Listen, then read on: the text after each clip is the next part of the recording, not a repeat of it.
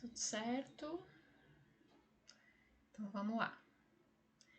Boa tarde, muito obrigada por estar aqui hoje. Sabe que eu escolhi propositalmente o fim da tarde da última sexta-feira do mês de janeiro? Aliás, janeiro é inclusive um mês conhecido pela campanha de Janeiro Branco. A campanha de Janeiro Branco é de conscientização sobre a importância da saúde mental.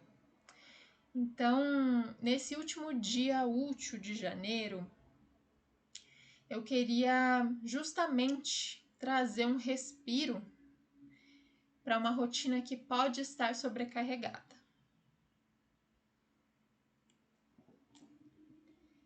Falando em rotina, como é que tem sido a sua rotina nos últimos tempos? Não só aquilo que você faz, mas como você tem vivido aquilo que você faz. Porque para muita gente o cansaço ele já virou um ponto de partida. Ele já não vem só depois de um dia difícil. Aquela coisa de você acorda cansado, trabalha cansado, descansa e continua cansado. Aos poucos isso vai parecendo normal. E hoje eu quero conversar um pouquinho sobre isso. Sobre a carga que a gente carrega todos os dias e o que acontece com o nosso cérebro quando essa carga não diminui.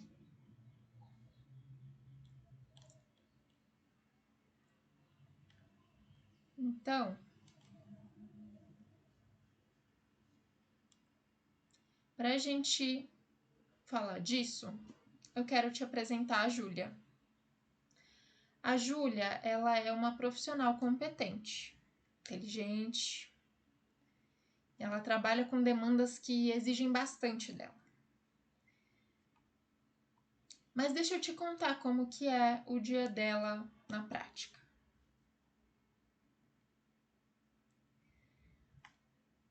O despertador toca e a Júlia já acorda se sentindo cansada. Então ela aperta a soneca algumas vezes antes de levantar. Alguém se identifica?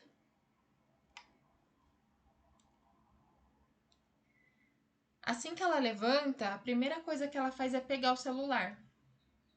E aí ela entra nas redes sociais.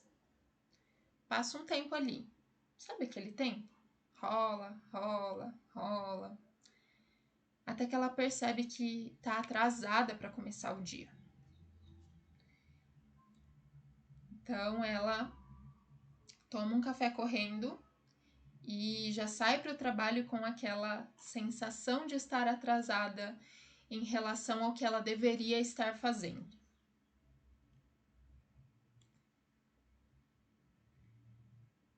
Ela sente que o dia já começa devendo.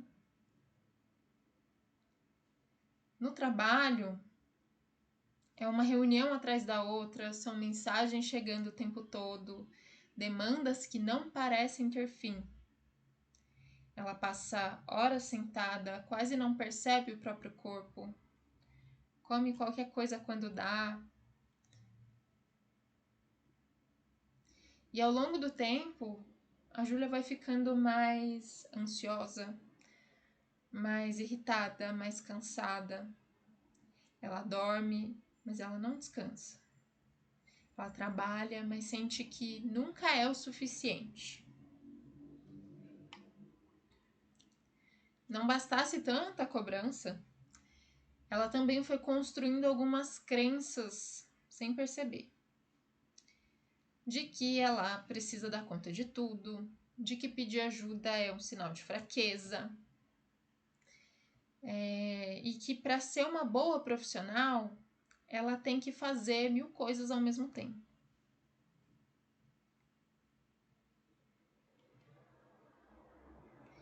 E aí surge uma pergunta com frequência, né, que machuca a Júlia,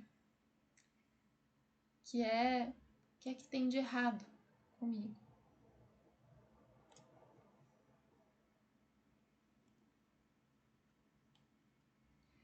que a Júlia vive não é falta de força de vontade, muito menos falta de competência.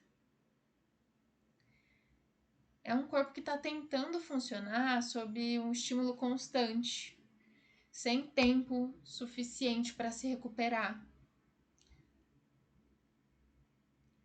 O nosso organismo ele funciona melhor em ciclos.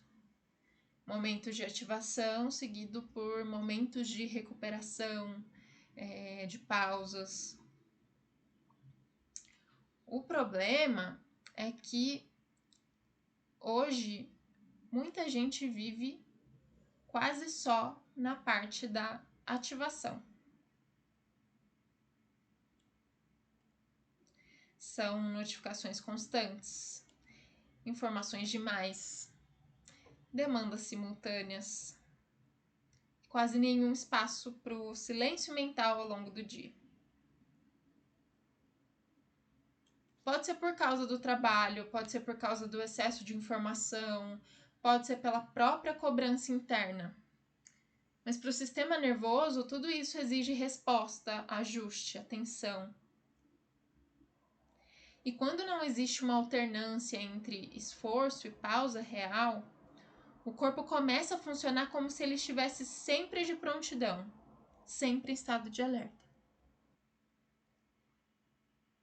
Com o tempo, isso não vai virar produtividade, vai virar desgaste.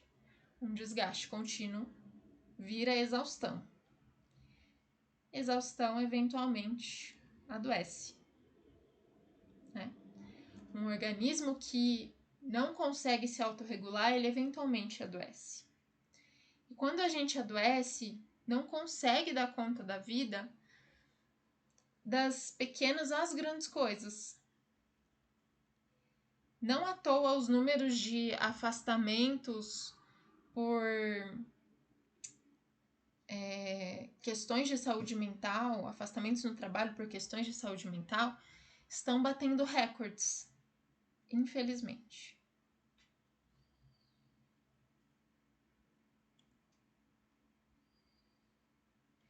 Não é preguiça, não é falta de capacidade, é falta de pausa, de recuperação. Então, já que estamos aqui falando de recuperação, eu quero te convidar agora a experimentar por alguns minutos um momento de pausa real.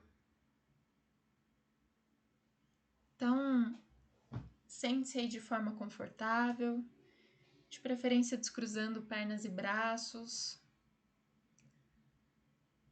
encostando seus pés no chão. Se você se sentir confortável, feche um pouco os seus olhos.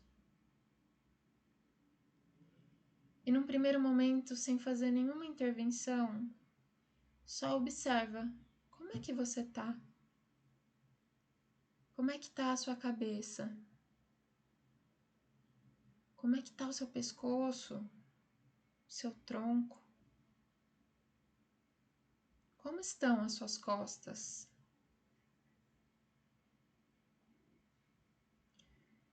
Seu quadril? Como é que estão as suas pernas? Elas que te levam para todos os lugares? Como é que tá essa estrutura que sustenta o peso de ser você?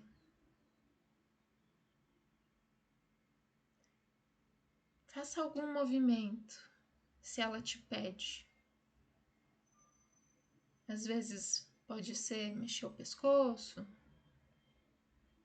pode ser esticar as costas.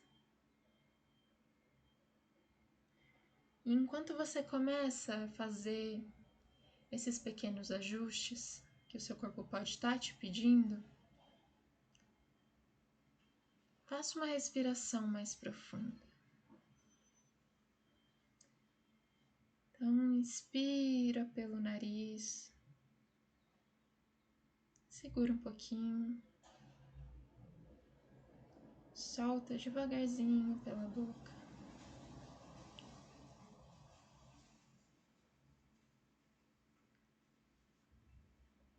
Dá um tempinho. Vamos repetir essa respiração. Inspirando em 1, 2, 3, 4. Segurando em 1, 2, 3, 4. Expirando em 1, 2, 3, 4.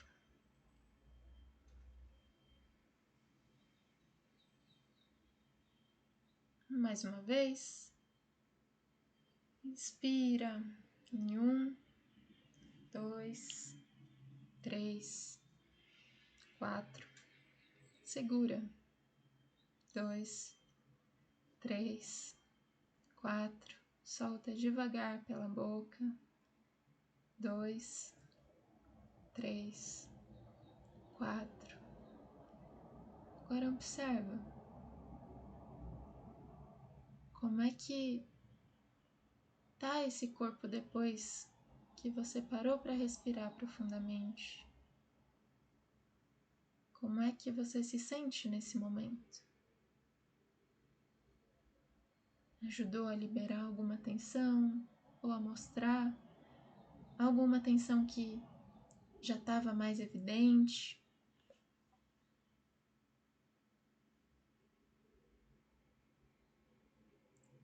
Agora eu quero te convidar a fazer uma última respiração profunda e no seu ritmo abrir os olhos para a gente poder continuar.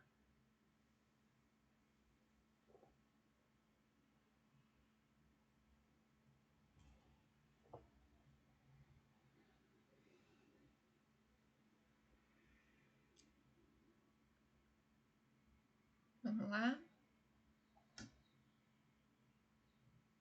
Percebe como poucos minutos já mudam seu estado interno?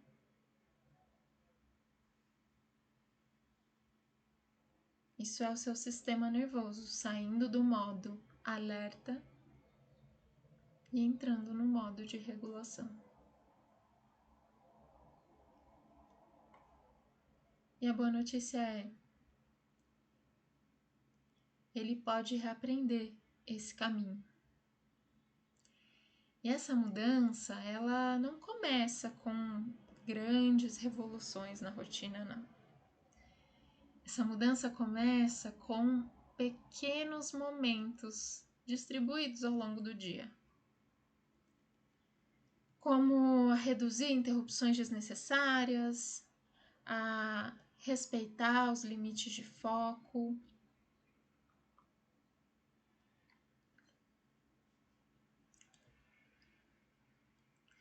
e a fazer pausas curtas em que o corpo realmente desacelera.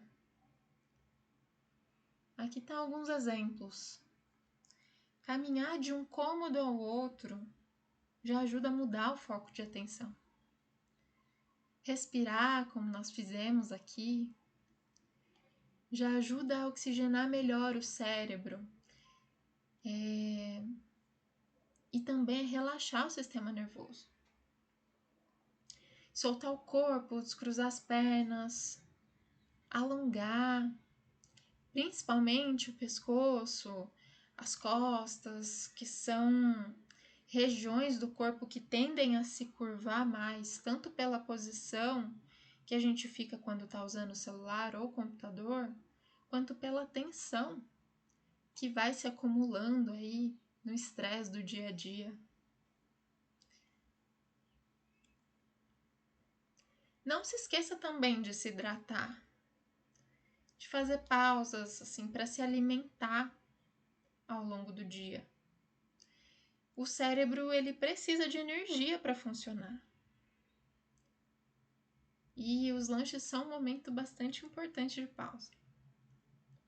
Então, tome seu café, seu chá, sua água, come uma fruta, come um pãozinho com alguma coisa, enfim. Faça essas pausas. Percebe que aqui nós estamos falando de coisas simples, mas que ajudam o sistema nervoso a sair do estado de alerta constante? Quando isso começa a acontecer, funções que estavam prejudicadas, elas começam a melhorar. Volta a clareza mental. A irritabilidade tende a diminuir por conta da regulação emocional. O foco tende a ficar mais estável e as decisões ficam mais conscientes. Mas, como em toda relação, essa mudança não depende só, né, da pessoa. Também depende do ambiente que ela está inserida. Caso ela depende aqui da empresa também, né? A gente está falando sobre trabalho, também depende da empresa. Essa mudança ela acontece na relação entre as duas coisas. Então, quando o colaborador aprende a reconhecer os limites e a se autorregular, ele ganha mais estabilidade. Quando a empresa organiza o trabalho com mais clareza, com comunicação e respeito aos ritmos humanos, o ambiente também se torna menos desgastante para o trabalho acontecer. E o resultado não é só bem-estar. É também mais sustentabilidade no desempenho, menos afastamentos, menos presenteísmo, menos rotatividade.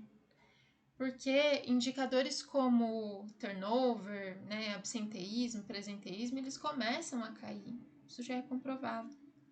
Da mesma forma que empresas que também investem em saúde mental já observam, inclusive, um retorno financeiro.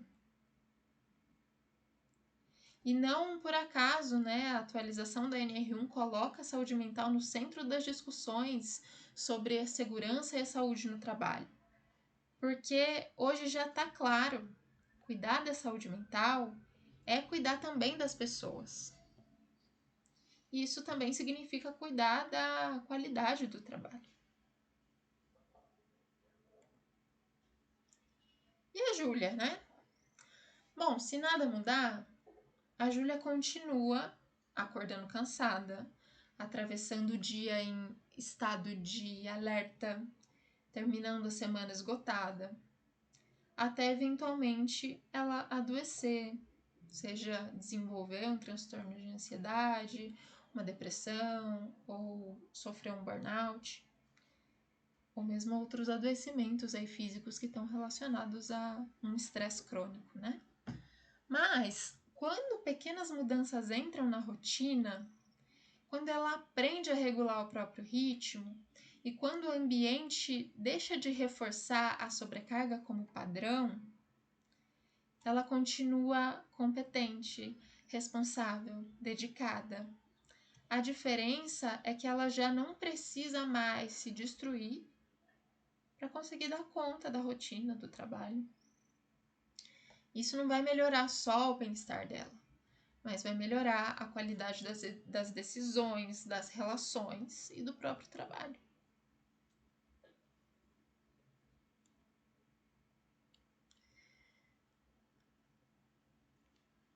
Talvez o futuro do trabalho ele não dependa de pessoas mais fortes, mas de rotinas mais humanas, de ambientes mais conscientes e de pequenas escolhas e mudanças que, quando repetidas todos os dias, transformam a forma como a gente vive e trabalha.